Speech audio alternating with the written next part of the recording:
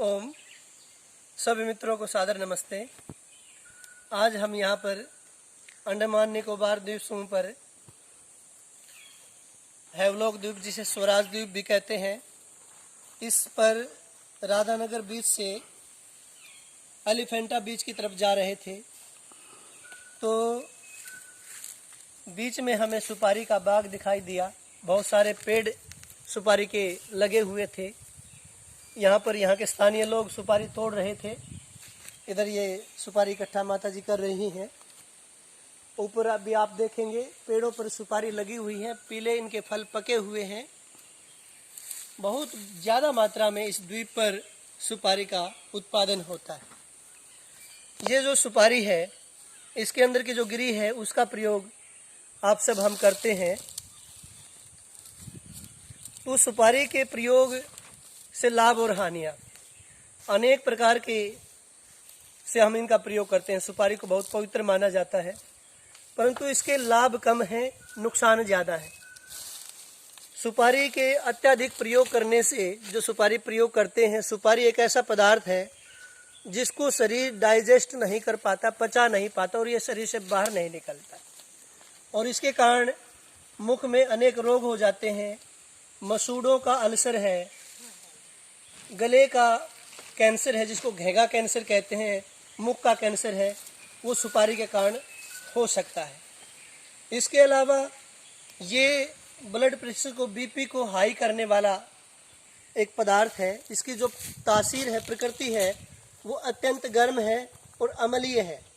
इसका जो प्रयोग है वो केवल जो श्रोणी रोग हैं और सुपारी पाक के रूप में इसका प्रयोग किया जा सकता है, जो लाभकारी गुणकारी रहता है।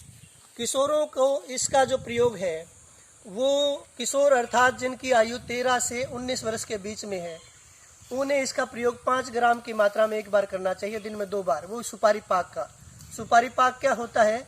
सुपारी को छोटे छोटे टुकड़ों में काट कर, सुखाकर, उसका चूर्ण बनाकर दूध और घी में उसे पकाकर जब वो गाढ़ा हो जाए तो उसमें मीठा डालकर उसका प्रयोग, वो सुपारी पाक बन जाता है। उस सुपारी पाक का हम प्रयोग करते हैं। सुपारी पाक को 5 ग्राम की मात्रा में प्रातः और सायं भोजन के कम से कम 2 घंटे के बाद किशोर को 5 ग्राम एक बार की खुराक है, 2 बार हम कर सकते हैं। और जो वयस्क है उसे 10 ग्राम की मात्रा में इसका सेवन करना चाहिए। और ये किस रोग में काम आता है?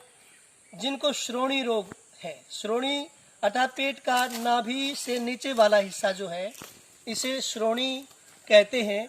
उसमें शोथ आदि हो जाए, दर्द हो, श्रोणी में जो अंग माने जाते हैं वे आंत्र, गर्भाशय